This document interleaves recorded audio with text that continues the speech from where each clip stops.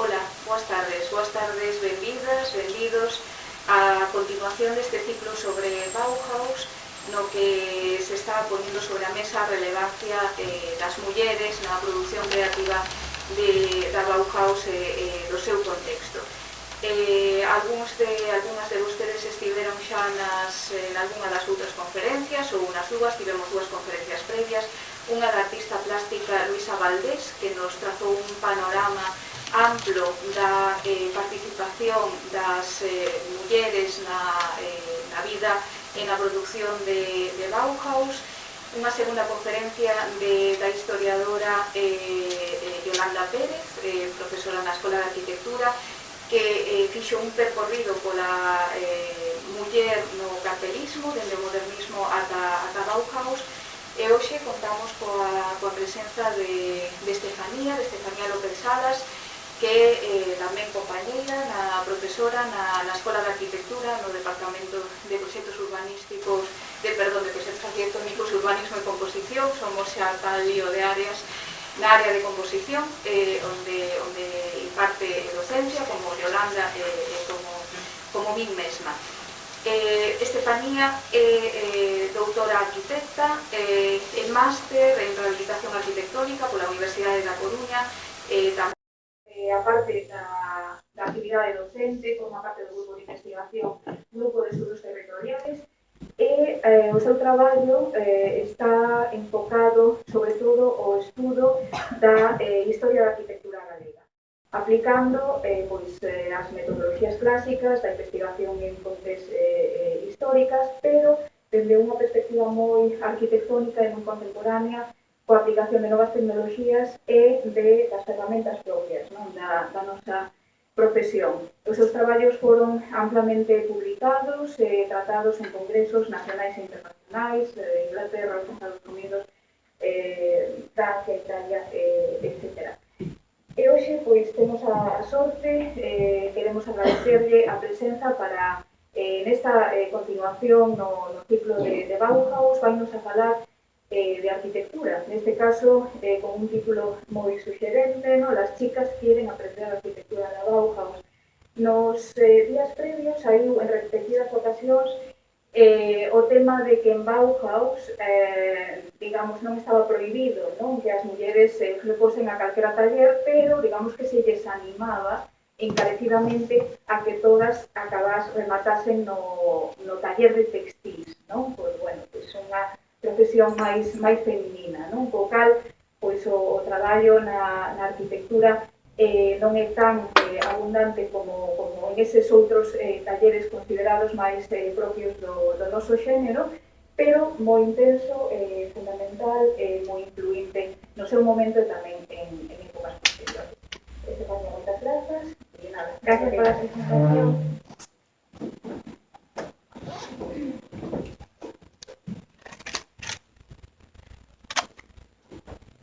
Bueno, buenas tardes a todos y a todas. Quiero empezar expresando mi agradecimiento a la Academia por organizar este evento, este ciclo de conferencias, y más en concreto a Luz por organizarlo, y a Celestino por animarnos a participar, por invitarme a participar. Y luego con una conferencia que, como ven en pantalla, acaba de presentar Luz, una conferencia en la que la mirada va a estar puesta en las jóvenes mujeres que a principios del siglo XX quisieron como el título de la conferencia reza, de hecho, aprender arquitectura en la escuela de la Bauhaus. Hoy la Bauhaus alemana está considerada como la escuela de arte y diseño más importante y progresista del periodo de entreguerras. Este logro en parte fue en primer lugar a que dispusieron de un equipo pedagógico que estaba formado por figuras de primer nivel. En aquel momento. Algunas de ellas las ven en pantallas, en donde vemos una imagen de los maestros y la maestra, en este caso de la Bauhaus, en 1926. También se debió a que llevaron a cabo un estricto proceso de selección del alumnado que era admitido en la escuela. Y en tercer lugar, a que las respuestas que dieron fueron pioneras en cubrir una serie de necesidades sociales, artísticas, plásticas y estéticas de su tiempo. Cuando la Bauhaus nació en 1919, en su programa y manifiesto, redactado por el que fue su fundador y primer director, el arquitecto Walter Gropius, se establecía que, y ven el extracto en pantalla, que serían admitidas todas las personas sin antecedentes, sin limitaciones de edad ni sexo, cuya preparación se especificaba que fuese considerada suficiente por el Consejo de Maestros que se encargaba de los procesos de admisión en la escuela. Y además teniendo en cuenta pues, de adecuarse a las plazas, al número de plazas disponibles que tenían dentro de la Bauhaus. Este planteamiento, el que acabamos de ver en la diapositiva anterior, aparece casi de forma idéntica, reflejado casi de forma idéntica en el primer borrador de los estatutos de la Bauhaus de ese mismo año, 1919, y también en la versión oficial que finalmente fue publicada en 1921. De hecho, el texto de esta última, de la publicación oficial, comenzaba diciendo que, lo ven en pantalla, la Bauhaus se proponía con hombres y mujeres que poseyeran dotes artísticas hacer artesanos, escultores, pintores o arquitectos en condiciones de realizar un trabajo creativo. En el discurso inaugural de la Escuela de la Bauhaus, que se produjo en mayo de 1919, Gropius, el director y fundador, insistía en este mismo planteamiento progresista, diciendo que los estudiantes tendrían todos idénticos derechos y obligaciones, y además especificaba que ninguna concesión especial se haría a las mujeres o señoritas.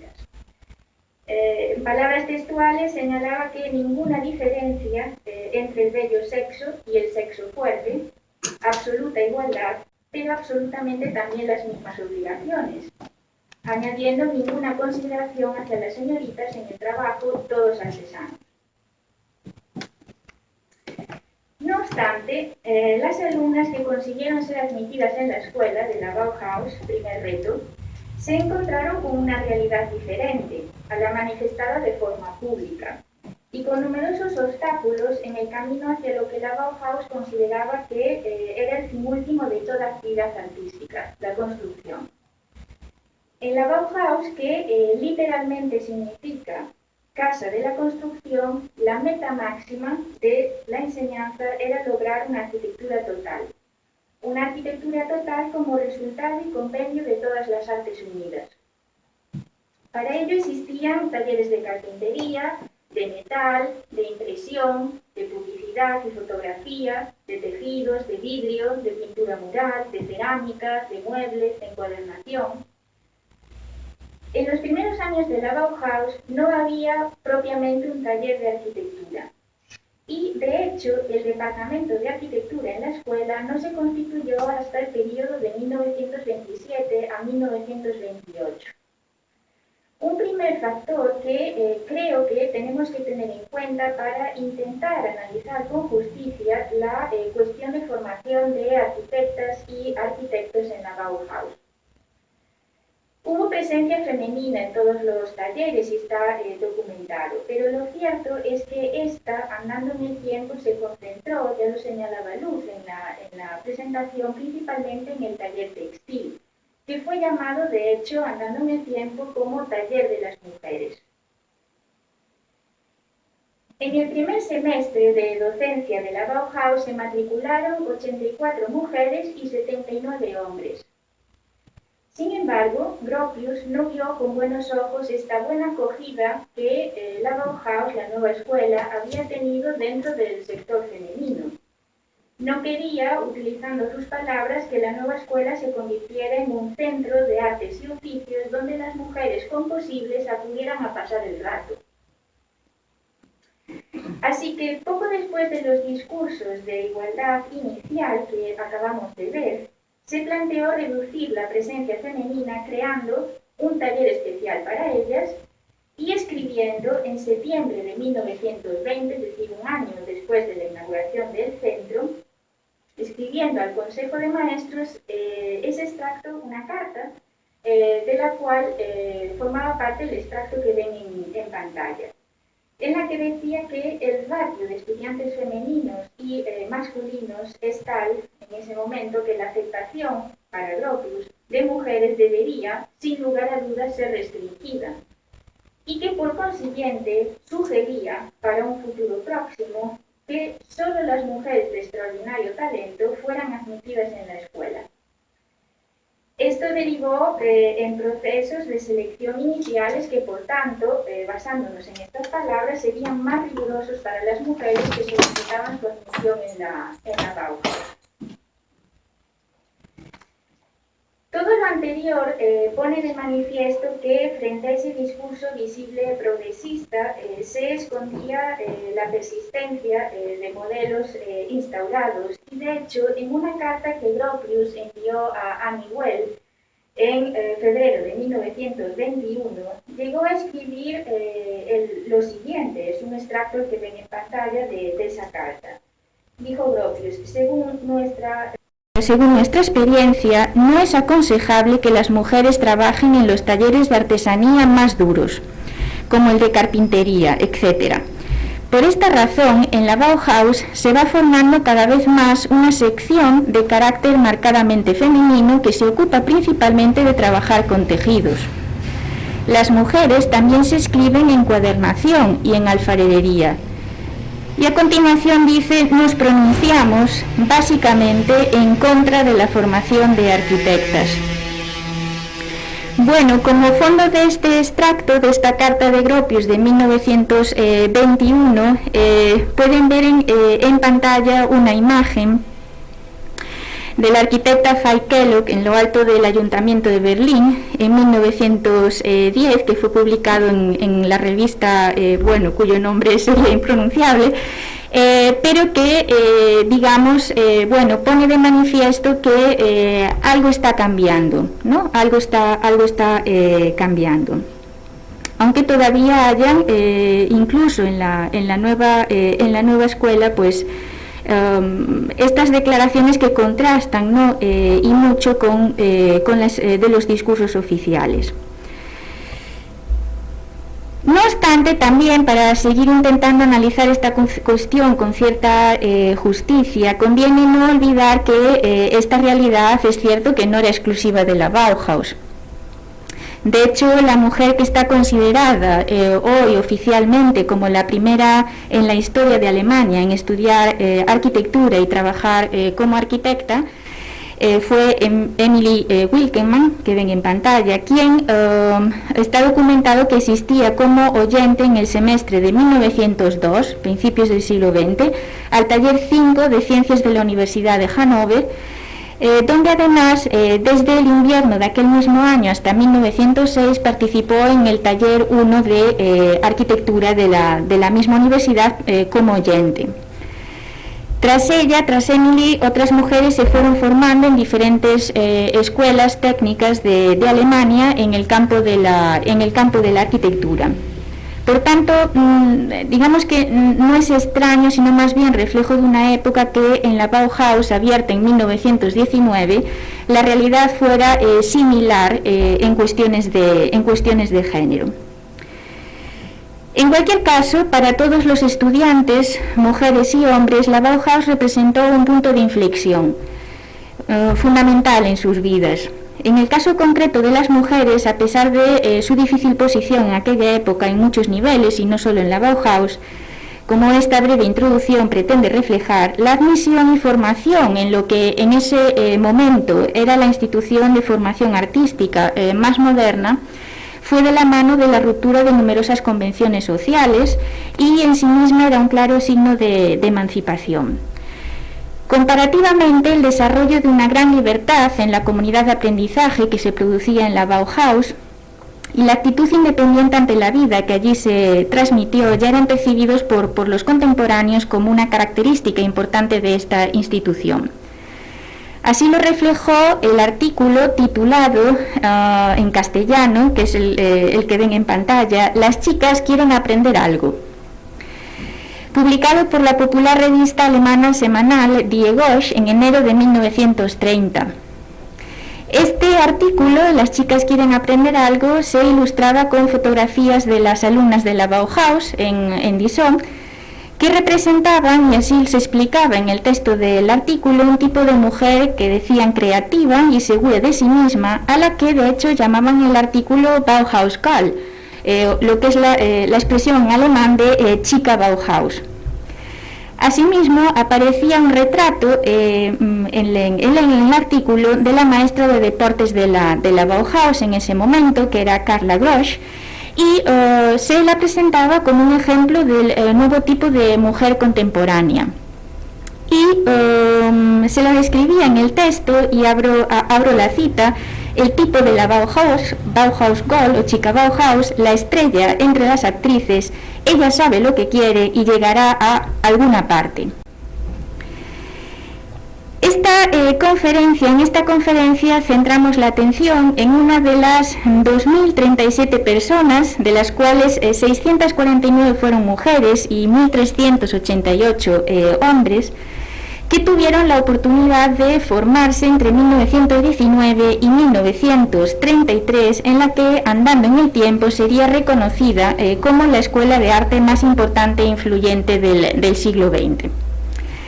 En concreto, me voy a focalizar en una joven mujer que, segura de sí misma, Fried Dicker, solicitó admisión en la nueva escuela y que, participando en diversos talleres, quiso aprender como sus compañeras y compañeros no simplemente algo, como rezaba el artículo de 1930, sino aprender arquitectura en la Bauhaus.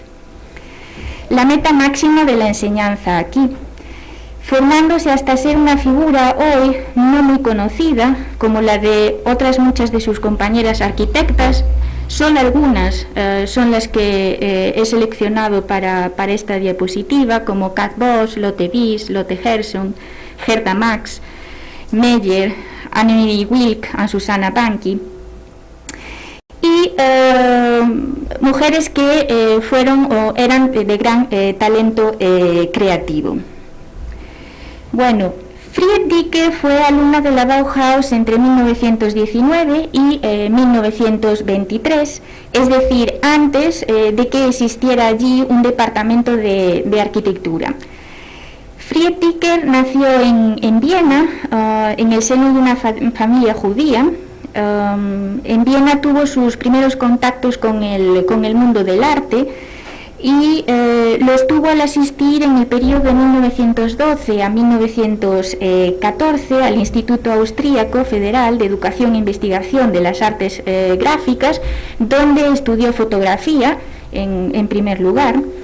Más tarde fue alumna de la Escuela de Artes y Oficios de Viena entre 1915 y 1916, al mismo tiempo que trabajaba para ganar algo de dinero en el mundo del teatro, para el cual hizo disfraces, actuó y también escribió alguna pequeña obra de teatro. Estudió en el departamento de textiles también de la Escuela de Artes y Oficios de Viena y también en el de dibujo. Y un año más tarde, entre 1916 y hasta 1919, se matriculó en una escuela de arte privada, la que dirigía Johannes Itten, que posteriormente, de hecho, se convertiría en uno de los maestros de la Bauhaus.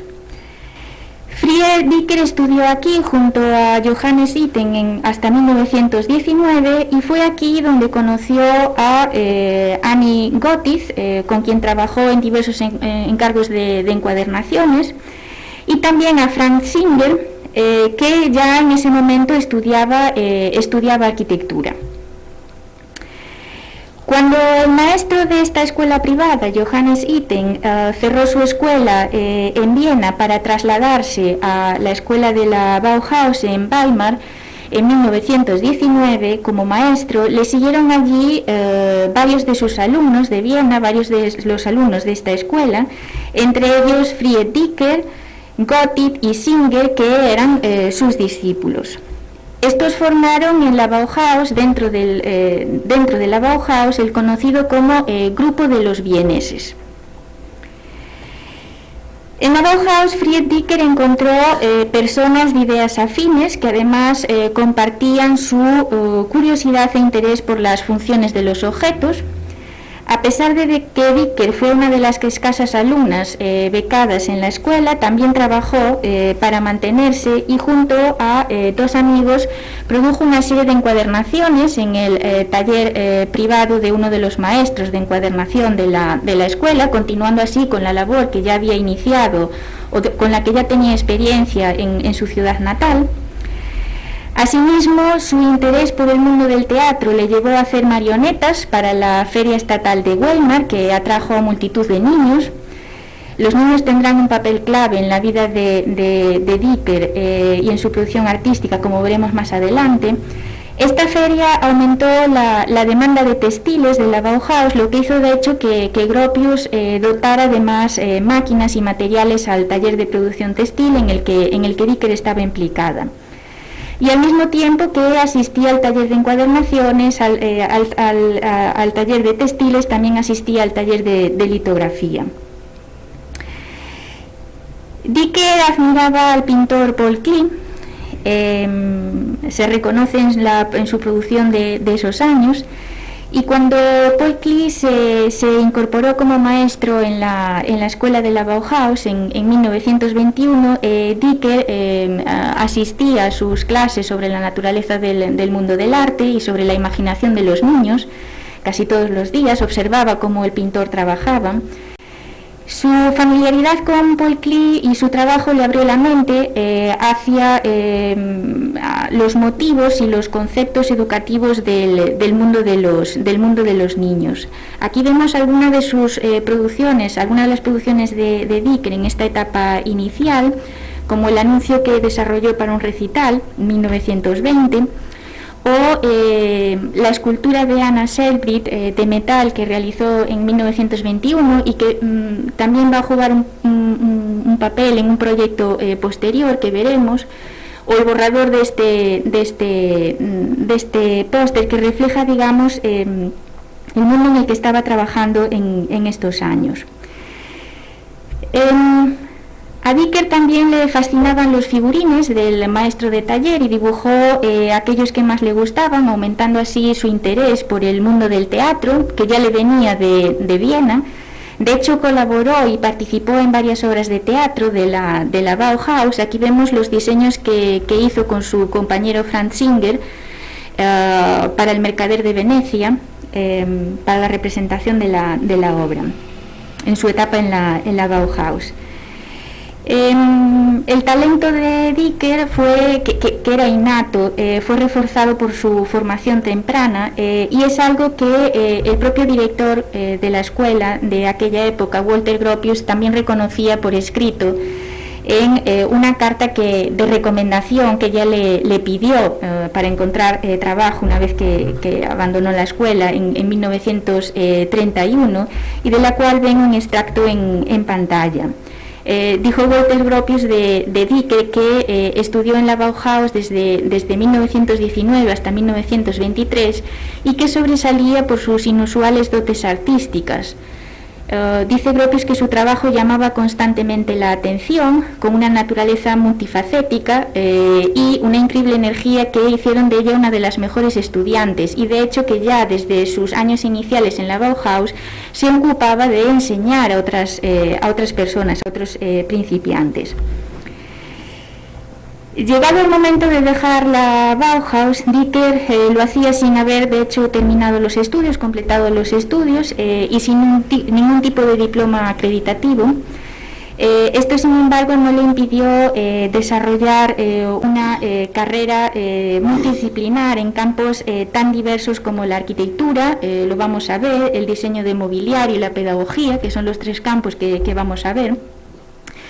que empezó en Berlín en 1923, donde estuvo durante 2 años. Dejó la Bauhaus por el abandono que el que la había llevado allí hizo de la Bauhaus. Su maestro, Johannes Itten, dejó la Bauhaus, y en ese momento tanto Friedrich Dicker como algunos otros de estos discípulos vieneses de Itten también decidieron dejarla. Dicker y su amigo Franz Singer fundaron en ese momento, en 1923, un taller de artes visuales en Berlín, donde se dedicaron en un primer momento a la producción de juguetes, de joyas, de textiles, de encuadernaciones, de diseños gráficos, de decorado de teatro, todo en lo que se habían formado y ya tenían experiencia de la Bauhaus. Tras dejar la Bauhaus, y en 1925, tras cerrar los talleres de Berlín, en donde estuvieron muy poco tiempo, se regresaron a su ciudad natal, que era la ciudad natal de ambos, tanto de Dicker como de Singer. Volvieron a Viena y allí Dicker creó un estudio de encuadernación y de textil con una amiga, como un primer mecanismo para poder seguir viviendo en la ciudad. Y a Viena también la siguió Franz Singer, y con él fundaron juntos un atelier, un estudio de arquitectura, al que llamaron Singer-Dicker. Los diseños de Dicker y de Singer se caracterizaron. Ven en pantalla una relación de los diseños que hicieron en la etapa de duración de este atelier, y se caracterizaban por la multifuncionalidad de los muebles y también por la multifuncionalidad de los espacios. Diseñaban sillas apilables, lámparas que podían utilizarse colgadas, de pie o en la pared, mesas que plegadas también servían como divisiones de espacios, y taburetes que podían ser mesas o estanterías. Los diseños siempre comenzaban con bocetos que se desarrollaban luego como modelos diminutos del tamaño de una casa de muñecas, y posteriormente se construían a tamaño completo en talleres de muebles. Ganaron varios premios, de hecho, en su producción por la innovación en la arquitectura en el Kunsthaus de 1927 en Berlín, también en la exposición Modernes Designs de 1929 en Viena, lo cual fue un reconocimiento a su trabajo. Y su colaboración entre 1926 y 1931 dio lugar también a un número grande de proyectos arquitectónicos, incluidos nuevos edificios. Los más relevantes, y los vamos a ver a continuación, fueron el Club de Tenis de Viena, el pabellón de invitados de la Condesa Herriot, también en Viena, y el Jardín de Infancia Montessori, aunque también es cierto que si observamos la producción o la relación de sus trabajos en esta época, la mayor parte de ellos se concentraban en modificaciones de espacios interiores, de locales residenciales o de carácter comercial. La firma se caracterizó por crear una arquitectura que ha sido llamada como dual o desdoblada, que para muchos plasmó en la arquitectura, en sus proyectos, la propia dualidad de sus autores. Y esta dualidad se ve ya en las pinturas que Dicker ya desarrollaba en la escuela, y también una vez que la dejó. Ven dos ejemplos en pantalla: el estudio de claroscuro que realizó en 1920 dentro del curso de Itten en la Bauhaus, o la obra titulada Forma negativa y forma positiva dentro de un campo de fuerzas, también de Dicker, de 1941. En estos dos dibujos predomina la bipolaridad, un sistema dual en el que existe una atracción y una tensión hacia los dos extremos idénticos que a la vez son contrarios en la representación. Y esta dualidad, como vamos a ver, se traslada a la arquitectura. Dentro de esta arquitectura dual se engloban los proyectos que desarrollaron para la vivienda de la pareja Edwin y Else Reisner, que es la primera que vamos a ver, así como para el pabellón de invitados de la condesa Herriot.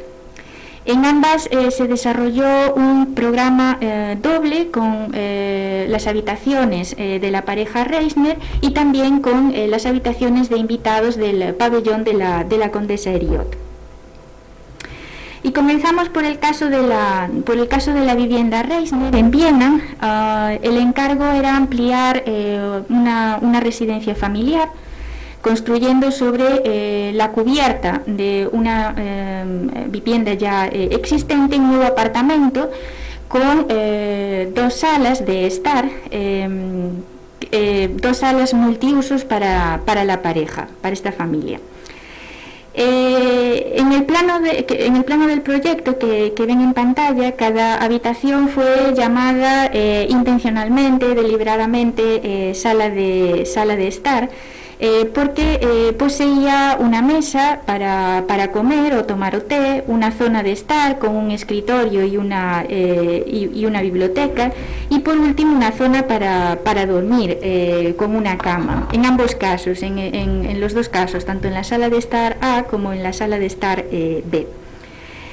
En el pasado, la alta burguesía de la ciudad de Viena había contado en sus palacios con aposentos privados, como los antiguos reyes, y estos aposentos eran un elemento más dentro de la gran superficie de aquellos espacios que estaban divididos en múltiples compartimentos.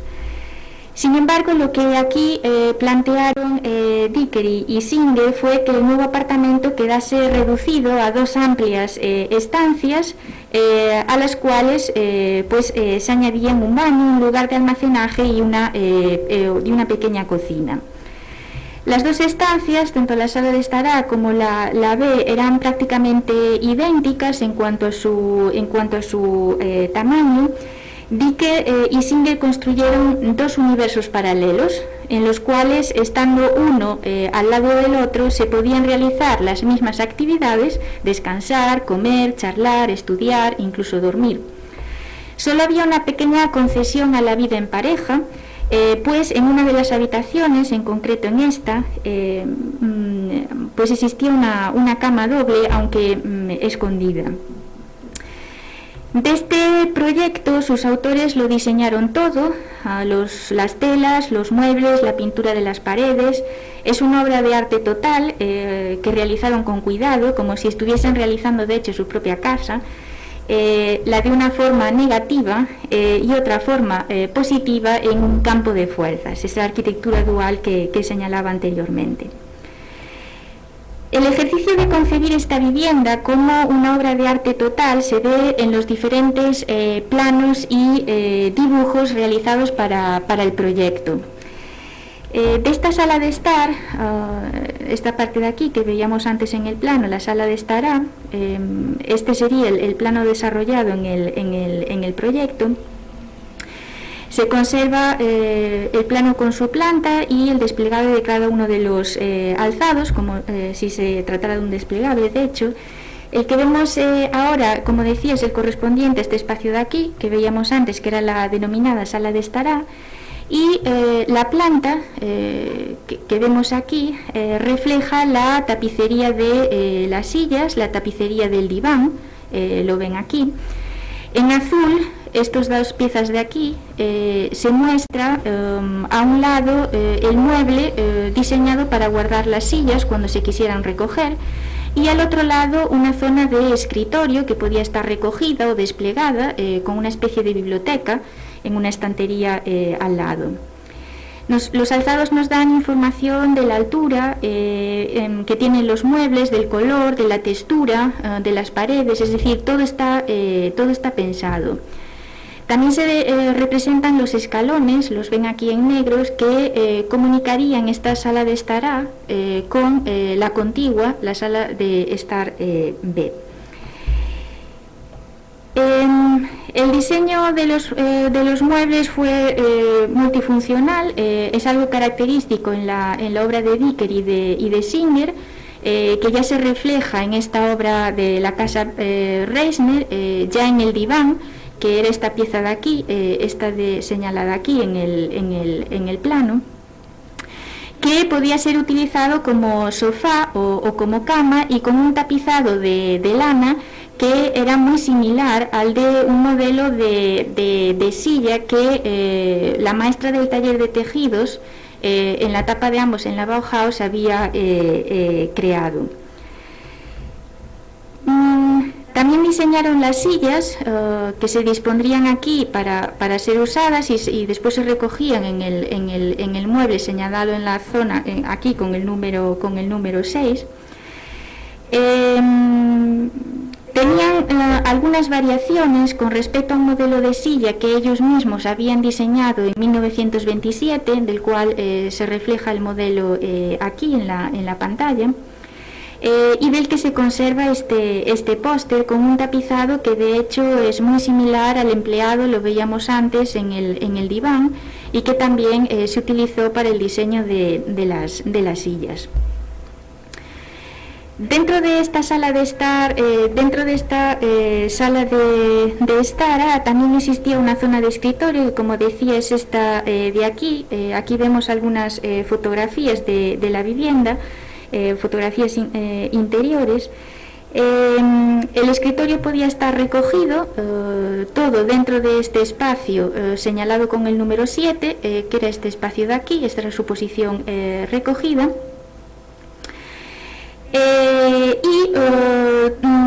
Para su uso se extendía esta zona de tablero que había aquí en la parte superior. Aquí se representa en el plano la posición del escritorio extendida, también con la silla que se guardaba en esta zona de aquí, también desplegada aquí, y que vemos, lo vemos, digamos, de forma física en la fotografía, ¿no?, que se conserva. Las dos, digamos, la multifuncionalidad de este espacio a través de pensar y diseñar el mobiliario.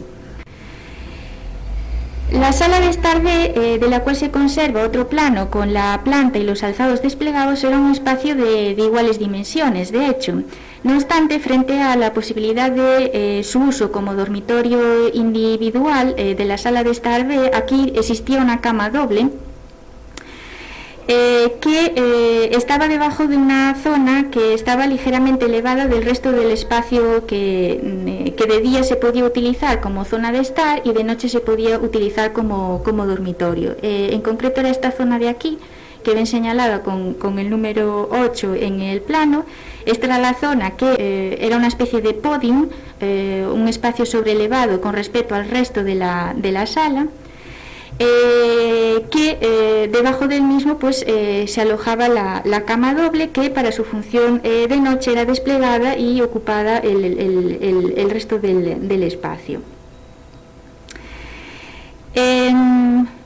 De esta forma, la sala de estar tenía, digamos, esa doble función de día o de noche. Podía ser utilizada como zona de estar, tomar un té, comer, leer, y por la noche la cama doble se extraía de debajo del podium y se convertía en un dormitorio. En el plano de color, además, que aquí ven en un poquito más grande, que aquí pueden observar cómo también representaron esa doble función, ¿no?, con esas líneas blancas que nos permiten ver la posición de la cama en el uso de noche. Aunque esta vivienda de la pareja Reisner hoy no se conserva, esta doble funcionalidad de la sala B también la podemos ver en algunas fotografías que fueron tomadas de su interior. En la fotografía superior, esta que ven aquí, vemos el espacio vacío, con una mesa extensible con el servicio del té. Esta de aquí, que sería la que en plano se representa aquí y en el plano a color aquí. ¿No estáis viendo nada? No vemos si dices aquí, si no dices dónde, no. Es que pensé que estaba marcando el ratón. No, se entendía, pero así no. Vale, bueno.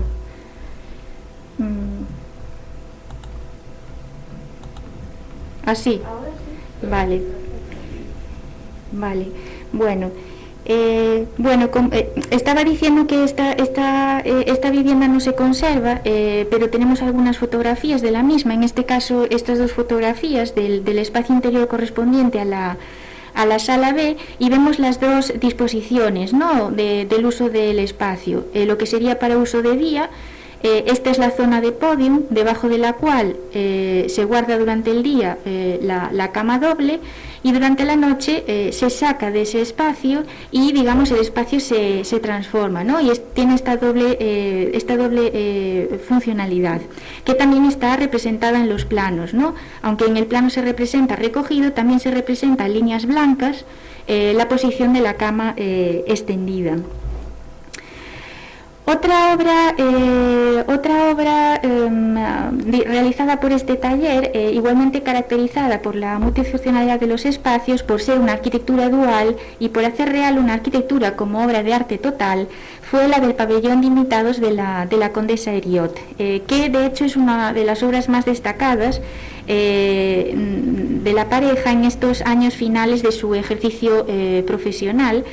En ella pusieron, digamos, sobre la mesa todo lo que habían aprendido, no solo en su etapa de formación en la Bauhaus, sino también en su puesta en práctica en todos los proyectos anteriores. La condesa Hilda Heriot tenía su casa principal en una propiedad ubicada en esta zona de aquí, de Viena, en el distrito 2 de Viena, muy cerca del parque público Prat, que era este espacio de aquí. Y la casa principal de la condesa había sido reformada por un arquitecto vienés algunos años antes de que la condesa les encargara a este atelier la reforma del hall de entrada de su vivienda. De hecho, la creación, el diseño interior de ese hall de entrada fue el primer proyecto que la condesa Hilda Heriot le encargó a Dicker y a Singer, aunque no llegaron a realizarlo, y se desconoce el porqué, pues se conserva una bonita perspectiva a color que nos da idea del proyecto que se plantearon. El nuevo hall se concebía como un espacio de doble altura, con una escalera en forma de L, la ven aquí, que conducía a la galería superior. El nivel inferior de la entrada se amueblaba con una mesa de billar, un juego de sillas y mesa y sillón para té, que también existía en la parte superior, que miraba sobre el espacio inferior del hall. Destaca en este proyecto, en esta perspectiva de este proyecto, la presencia en esta esquina sobre este descanso de la escalera de una pieza que ya hemos visto anteriormente, que es la escultura titulada Anna Seldritt que había diseñado Fried Dicker en 1921 en la Bauhaus, en sus años de estudiante. El color, al igual que veíamos en el caso de la obra anterior, vemos que también juega un papel importante en la creación o jugaría un papel importante en la creación de este nuevo espacio. Como decía, desconocemos por qué razón esta entrada no llegó a construirse, pero sí hicieron y materializaron un segundo proyecto que la condesa les encargó y que era un pabellón de invitados. Este pabellón se construyó sobre un antiguo edificio de una sola planta de mediados del siglo XIX, que estaba situada en la parte trasera del jardín de la condesa, es decir, una vivienda separada de la vivienda principal de la condesa. El edificio antiguo se convirtió en la base del nuevo y se reservó para, digamos, esa parte baja que ya existía, se reservó para acoger la vivienda del chofer, un cuarto de servicio y una serie de jaulas de mascotas, de diversas mascotas bastante pintorescas que tenía la condesa. El nuevo edificio fue de estructura metálica y se colocó encima de esa base ya existente y fue propiamente, digamos, el nuevo espacio, ¿no? El espacio que acogería, digamos, las viviendas, las dos viviendas o salas para los invitados de la condesa, el pabellón de invitados propiamente. Bueno, se conectaba, esta parte superior se conectaba con el suelo a través de una escalera, a través de un escalón, un ascensor de cristal que estaba rodeado a su vez de una escalera helicoidal. El ascensor de vidrio estaba inserto en el hueco de la propia escalera, destacaba por la sensación de ligereza, sumaba además al proyecto una alta tecnología. Alemania era el único país que en este momento era capaz de producir vidrio curvado, que es el que se utilizó para la construcción de este ascensor. En la planta principal del pabellón, que ven ahora en pantalla, decía que era de estructura metálica, pues el programa se desdobló de nuevo en dos espacios. Que eran dos amplias habitaciones, la sala de estar 1 y la sala de estar 2, para los invitados, con sus respectivos baños y sus respectivos vestidores. Nos encontramos, por tanto, con la misma dualidad que en el proyecto anterior de la vivienda Reisner. Cada habitación se situaba en el extremo de la planta y se conectaba a través de un vestíbulo al cual se accedía por esta escalera helicoidal que vimos anteriormente. Asimismo, cada habitación estaba equipada con una cama doble que podía ocultarse debajo de una plataforma con un mecanismo de giro, que de hecho aquí no estamos viendo en el plano, después lo veremos. Esta multifuncionalidad del espacio y la concepción de este como obra de arte total, en la que los arquitectos lo pensaron y lo diseñaron todo, se ve bien en las perspectivas, de nuevo, que ellos elaboraron para el diseño del proyecto. Aquí nos encontramos con la representación en estas perspectivas y también en los planos nos encontramos con la representación del espacio en su uso diurno en ambos casos. Con una parte al nivel de la terraza exterior, que en un caso aquí se representa en azul y aquí en rojo. Esta zona de ambas habitaciones estaba al mismo nivel que la terraza exterior.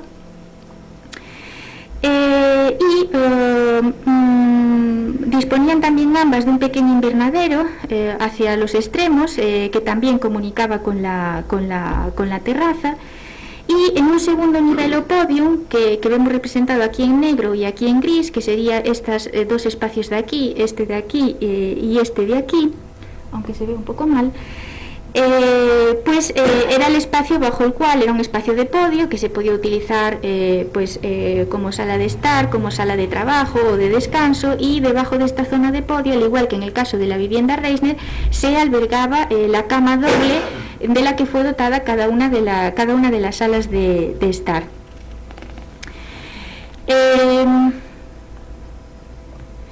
Bueno, a pesar de que este pabellón también fue destruido, podemos saber cómo eran las viviendas en su configuración diurna y nocturna a través de nuevo de diversas fotografías conservadas de ambos espacios. Las dos superiores nos muestran el doble uso de la sala de estar 1 y las dos inferiores se corresponden son del espacio de la sala de estar 2. Vemos de nuevo este espacio de aquí, que es el que está al nivel de la terraza exterior, que de momento no están viendo, yo lo estoy viendo aquí, pero ustedes no. Se crea un podium que en este caso además es mucho más marcado que en el caso de la vivienda Reyes, para diferenciar a nivel volumétrico mucho más los espacios, y sobre este podio hay una zona a modo de sala de estar, de descanso, de tomar el té, y hay una zona de trabajo que es esta de aquí, con sus estanterías, zona de biblioteca, etcétera. Y el mismo programa se repite en el caso de la sala de estar 2, de la cual aquí también vemos su uso diurno y el uso nocturno. Bueno, esta sobreelevación del podio, que decía que está mucho más marcada aquí que en el caso de la casa Reisner, también tiene que ver con el hecho de que así se conseguía que desde esta zona de descanso se viera mucho mejor, a través de las grandes cristaleras de las que disponían ambas viviendas, todo el espacio del jardín privado del que disponía la condesa Heriot. Los grandes ventanales de ambas habitaciones comunicaban con la terraza construida y ajardinada para el disfrute también por los invitados en los meses de verano. La terraza se extendía mucho, fíjense, gracias a la utilización de esa estructura metálica sobre la base que decíamos que existía previamente. Y esta terraza contaba en uno de sus extremos, aquí no lo estamos viendo, pero lo veremos a continuación, en esta zona de aquí, contaba con una escalera que permitía aprovechar a su vez no solo este espacio de la terraza al nivel de las habitaciones, sino también la cubierta como solarium.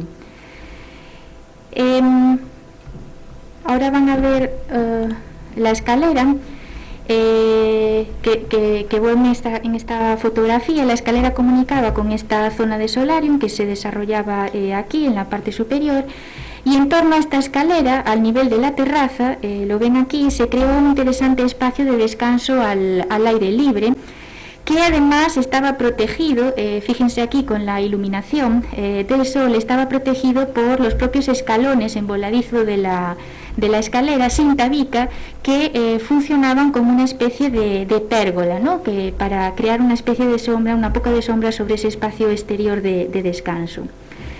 El atelier, de nuevo, vemos que lo diseñó todo, incluidos los muebles, las luces, las manillas de las puertas. El edificio resultó ser abandonado a partir de 1938 y finalmente fue demolido en 1962, a pesar de, creo, ser un buen ejemplo de la arquitectura de principios del siglo XX.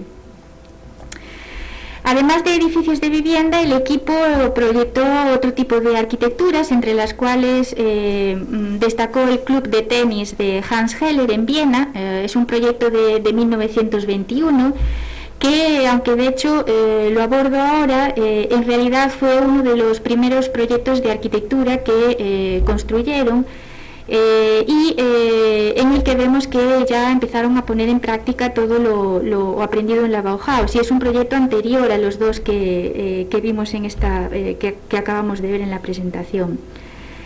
La parcela en la que se construyó este club de tenis se situaba en esta zona de aquí, en una parcela que estaba en una esquina entre dos calles, que son de hecho pues las calles que aparecen representadas sus nombres en el póster de presentación del proyecto.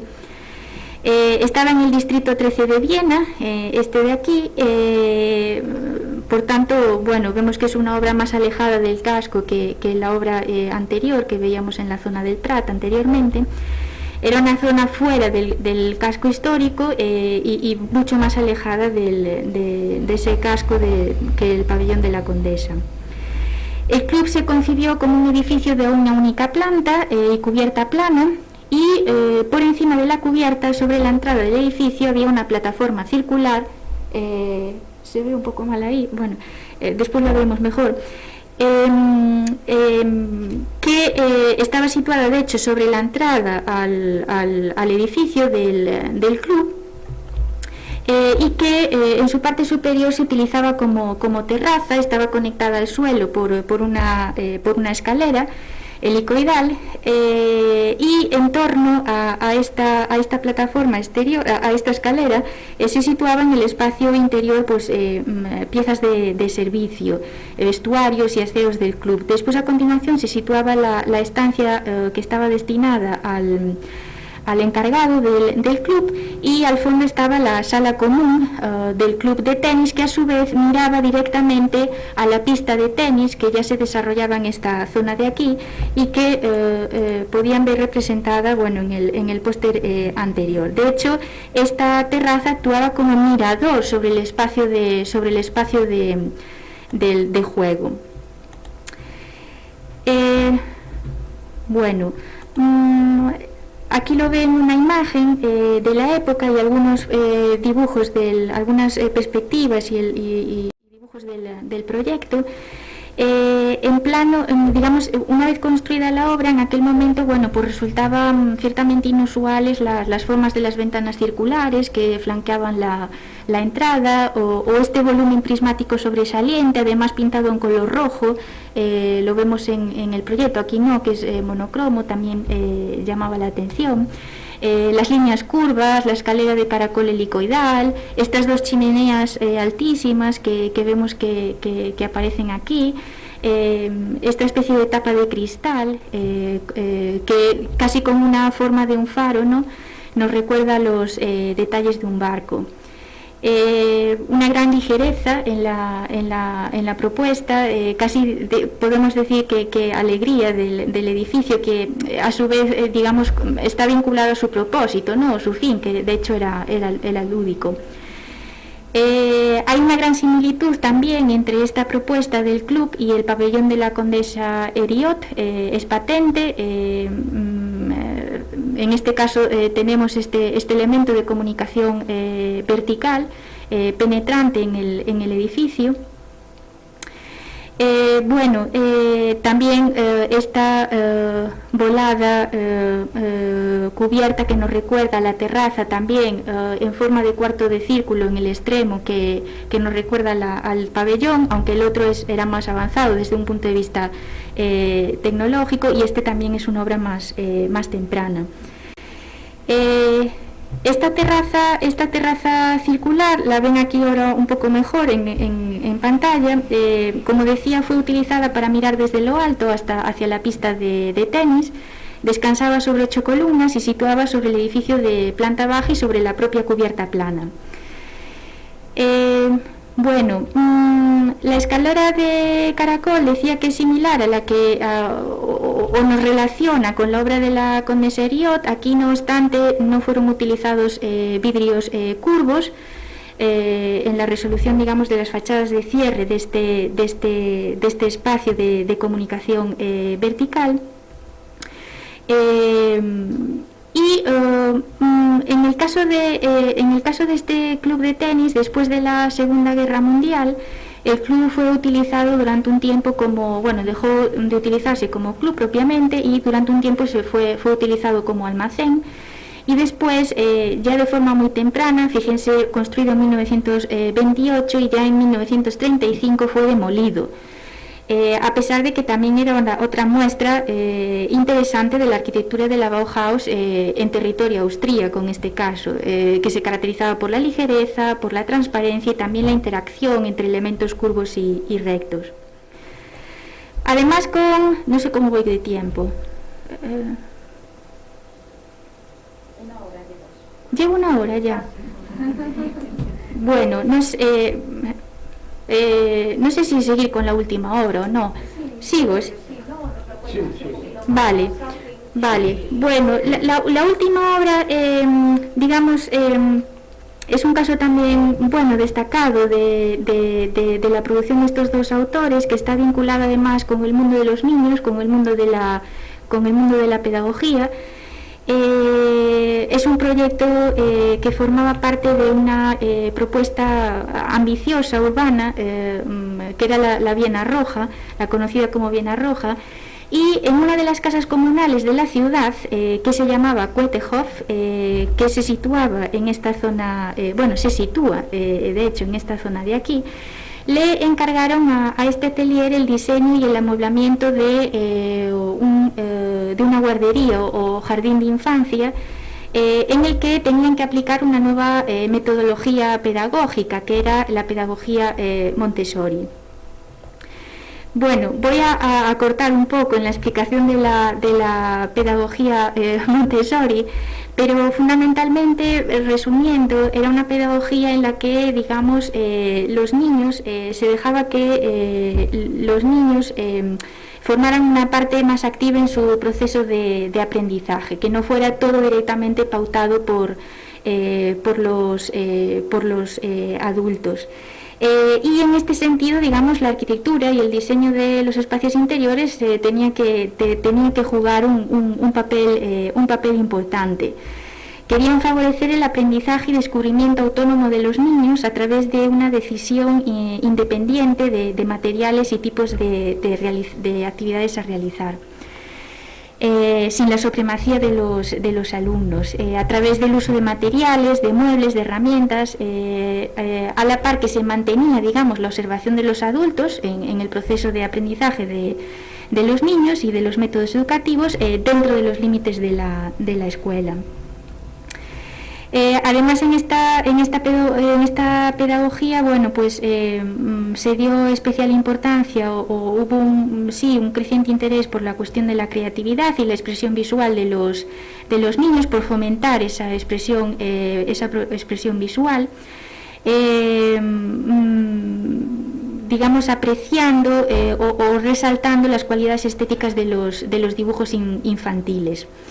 En 1930, por tanto, les encargaron este proyecto, que abrió sus puertas en 1932, y como consecuencia de ello, Friedrich se sumergieron de nuevo en el mundo infantil, repensando una serie de parámetros de un espacio e interiorismo óptimos que desarrollasen, digamos, la formación de niños y niñas y cumplieran con los objetivos de educación progresista que planteaba la pedagogía Montessori, basados en la colaboración, en los valores compartidos, en la creatividad. El edificio de la escuela había sido proyectado, ya existía, había sido proyectado por el arquitecto austríaco Hugo Meyer y todavía se conserva, de hecho, hoy en el Goethehof de Viena, y formaba parte de un proyecto de viviendas sociales. Y estas viviendas sociales se inauguraron en 1932, era uno de los complejos de viviendas sociales más grandes de la ciudad, de hecho lo fue hasta los años 60.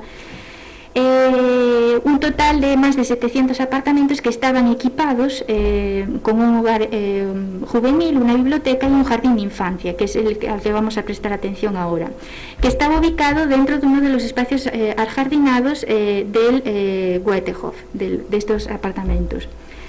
Hugo Meyer, el que fue el autor de esta escuela, murió en 1930, y a su muerte es cuando se les encargó a Singer y Dicker el amueblamiento el diseño del espacio interior de la escuela. El encargo era diseñar un jardín de infancia de acuerdo con esta metodología, y para ello los arquitectos fueron introducidos en esta pedagogía por parte de la que era directora de la escuela en ese momento, y de hecho le dedicaron un tiempo a observar el comportamiento de los niños y niñas para afrontar el proyecto de acuerdo a las necesidades de ellos. Las habitaciones ya de primeras habían sido proyectadas como espacios grandes, y ahora lo que tenían que era afrontar el diseño del interior. Afrontarlos además de forma que se pudieran combinar en el uso de esos espacios diferentes funciones, liberando lo más posible la planta, los espacios, y creando a su vez muebles y diseños para esos espacios interiores que fueran pensados para la fuerza y el tamaño de los niños y niñas, y con un uso limitado de materiales, de modo que ellos se convirtieran en creadores, en modificadores de su propio espacio de aprendizaje. Bueno, aquí pueden ver la planta del edificio, que contaba con 4 estancias, una sala de juegos, 2 salas de trabajo, aulas propiamente dichas, y una sala de descanso. Aquí pueden ver un poco, no me voy a parar mucho porque si no nos pasaría mucho, pero aquí ven un poco lo que era el espacio correspondiente a la sala de descanso. Crearon pensando para esa doble función, tanto de descanso, pues para jugar, para tomar un té, o bien para dormir en las horas que los niños y niñas lo necesitasen, y para eso las colchonetas fueron pensadas como que no solo se convertían en separadores dun determinado espacio, sino que a su vez pues eran, digamos, se podían sacar del espacio y convertirse en la zona de dormir. Al igual que la mesa se podía plegar y en un momento dado, digamos, ser utilizada como mesa, o en un momento dado pues llevarla hacia un extremo de la habitación, lo mismo que las sillas, que tenían su espacio para ser guardadas en alguna de las paredes no vidriadas de la habitación. Bueno, la sala de juegos era este espacio de aquí, que también era muy amplio, con una comunicación además directa con el jardín, que de juegos exterior. También se liberó al máximo, era también sala de música, por eso la disposición de este piano aquí, pero prácticamente todo lo que eran los muebles fijos pues se posicionaron en las paredes ciegas de la estancia, y después se dotó a este espacio de una especie de mobiliario a modo de bloques de madera que podían ser utilizados como bloques para juegos, bloques para sentarse, o bien liberar todo el espacio y que se convirtiera, digamos, en un espacio libre que utilizar pues de acuerdo a las necesidades de los niños en cada momento. De hecho, el grupo de arquitectos diseñó dentro de este proyecto un kit de juguetes que además los volvió a poner en contacto con sus años de formación en la Bauhaus, que se llamaba Fanzasius, y consistía en un conjunto de varias piezas que se podían combinar y recombinar entre sí y formar hasta 12 figuras de animales distintos o cualquier otra cosa que los niños pudieran imaginar, porque tenían libertad a la hora de utilizarlas. Todas estas piezas, además, el mobiliario que formó parte de la escuela, estos juguetes, además fueron construidos por jóvenes de una institución educativa, con lo cual también era formaba parte de un proyecto social. Y después lo que eran las aulas propiamente dichas, la 2 y la 3, también fueron configuradas pues para tener un carácter multifuncional. Lo vemos en los planos que reflejan las diversas propuestas de organización que podían tener estos espacios.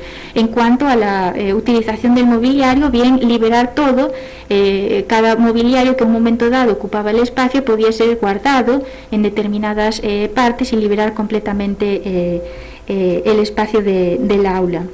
Vemos aquí en uso el interior de la escuela Montessori, las mesas en pequeños grupos, pequeños grupos de trabajo, la mesa en su disposición en forma de U, que ya habían pensado Dicker y Singer pues para desayunar en este caso, una zona de un pequeño invernadero, las mesas dispuestas individualmente para desarrollar diferentes actividades formativas.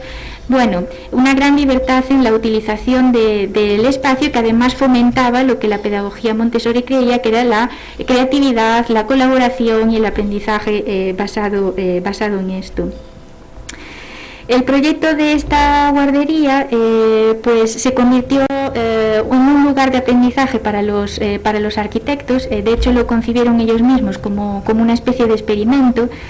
Querían, de hecho, una vez que el espacio ya estuvo diseñado y en uso, querían observar en los años posteriores cómo el espacio era utilizado para también aprender de los errores o de las cosas bien hechas para el futuro.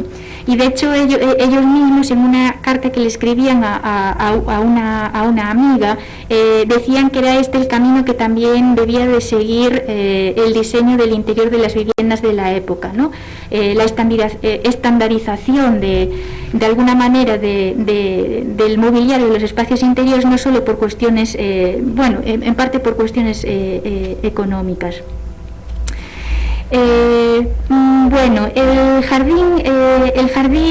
Este jardín de infancia se convirtió de hecho en un jardín de infancia modelo en la época de la Viena Roja. El proyecto se informó en revistas especializadas de la época por todo el mundo y probablemente, de hecho, por esta misma razón, pocos años después de su inauguración oficial, que fuera en abril de 1932, el interior, tuvo lugar la guerra civil en febrero de 1934 y el interior fue parcialmente destruido por vándalos austrofascistas, y ya en 1938 el gobierno nazi ordenó su destrucción total por las ideas progresistas que que simbolizaba y que además habían sido ampliamente publicadas y reconocidas.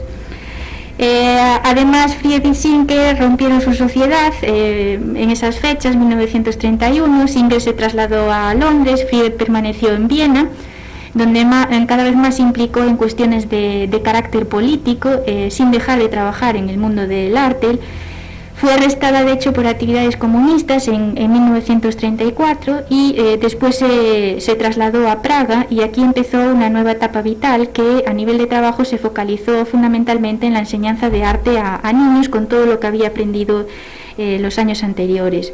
Siguió su actividad política y en 1942 fue detenida y deportada al campo de concentración de Terezín en Praga. Recordad, al principio dije que era de familia judía.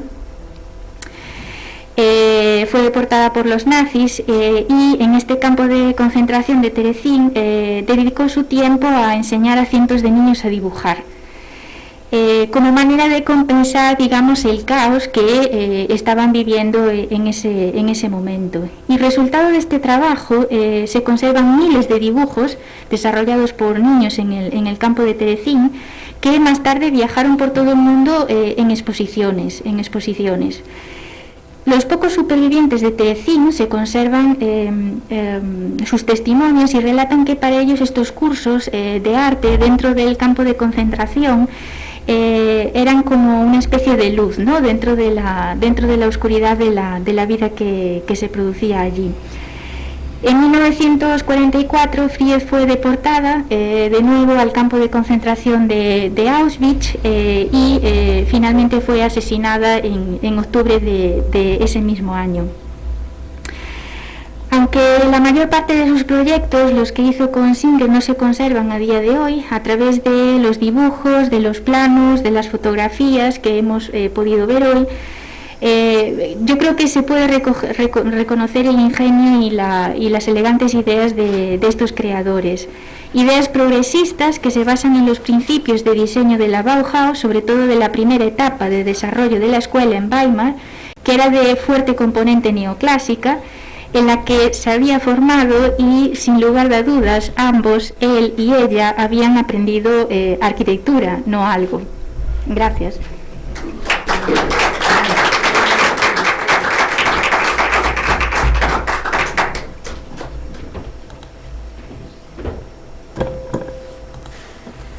Bueno, muy bien, muchísimas gracias, Fanny, por esta charla estupenda en la que también hemos aprendido algo, y arquitectura, y yo creo, bueno, seguro que hay alguna pregunta, alguna observación aquí. Yo tengo una, y es que creo que el legado de Bauhaus es inmenso, es tan grande que yo creía que sabía mucho sobre Bauhaus, y he descubierto aquí una cantidad de obras y de producción que no conocía. O sea que, bueno, muchísimas gracias, y por favor, si quieren hacer alguna pregunta, algún comentario, seguro que por aquí hay algo que comentar, fijo. Bueno, yo creo que sí, estamos convencidos de que hay un gran grado de Bauhaus y que las mujeres participaron. Es evidente que eran años muy malos, los años 30, para que hubiera mujeres masivamente en una se acaba de crear, pero que ya se participaron muy activamente, ya lo sabíamos y lo hemos estado viendo, algunas con sus compañeros, otras ellas independientemente, etc. Pero yo creo, como tú decías ahora, que la dimensión de la Bauhaus todavía la vamos aprendiendo. Aquí nos has puesto dos obras, yo tampoco conocía, tanto la de la ampliación de ese pabellón neoclásico con unas formas de Riot, la condesa Riot, que es una pieza muy bonita y desconocida, no está en los libros de historia o no está documentada. Y claro, la segunda parte es Montessori. Entonces no solo es la Bauhaus, es también una de las escuelas más famosas y que más trascendencia han tenido en Occidente, en Estados Unidos, parece que era luego, y que evidentemente se ancla muy bien en la arquitectura y se ancla muy bien en creaciones de arquitectas de la Bauhaus. Todas esas cosas que vemos de colchonetas en el suelo y que ahora son normales en las guarderías, pues empiezan en aquellos años de desenfado, de creatividad, de libertad para las formas, empezaron entonces. Entonces nos has puesto dos obras fundamentales que no conocíamos. Sí, yo creo que desde nuestra contemporaneidad hay cosas, como bien señalas, que a lo mejor no nos sorprenden, ¿no? Pero quizás la lectura es más ponerse en el momento, ¿no? Ahí es donde realmente pues la propuesta o las propuestas, porque sí, esta es una persona, un grupo de personas, pero todavía hay mucho que trabajar, ¿no? en este campo a partir de las individuales, ¿no? Se forma también no solo a partir de, digamos, la lectura más lejana, sino también de la lectura cercana de individualidades que ayudan a completar un poco el marco que si bien estas obras no están en los libros de historia, podían estar. Perfectamente. Yo creo que sí, ¿no? Sí. Sí, están al nivel de obras que sí están en los libros de historia y con un planteamiento que es bien es bien interesante, ¿no? Desde luego. Sí, además que Bauhaus, y sobre todo en arquitectura, yo creo que la conocemos especialmente por los maestros, ¿no? Sí. Que enseñaron allí. Es verdad que con los estudiantes, salvo contadas excepciones, que sí hay, pero no tanto, ¿no? Y sin embargo, pues de repente aparecen estas figuras, pues rastreando el papel de las mujeres que ha quedado en un segundo plano habitualmente, y la Bauhaus no es una excepción en este sentido, y descubrimos, ¿no? Pues obras de esta categoría, de las que, bueno, pues se debe aprender. Sí. ¿No? Y después yo creo también una cosa que se ha ido repitiendo también en charlas anteriores, y que es, yo creo, una máxima de Bauhaus, y es que vemos lo que se hacía en esos años y lo vemos tan contemporáneo, ¿no? Porque sí. En este caso también las formas, ¿no? De esa modernidad ortodoxa, ¿no? De la industrialización, los nuevos materiales, etcétera, pero también los planteamientos espaciales, ¿no? Lo que explicabas del dualismo, la enorme flexibilidad de los espacios que se piensan para funcionar de una manera, de otra, es que es contemporáneo, sí, absolutamente. Sí, ¿no? y que a lo mejor por el ser tan contemporáneo a nosotros nos resulta más difícil a lo mejor valorar la importancia que tienen en su contexto, claro, ¿no? Porque al final la lectura de estas obras, si bien obviamente hay que leer su influencia posterior, es la aportación también en el momento, la lectura en el momento, lo que suponen en el momento. Sí, sí, desde luego.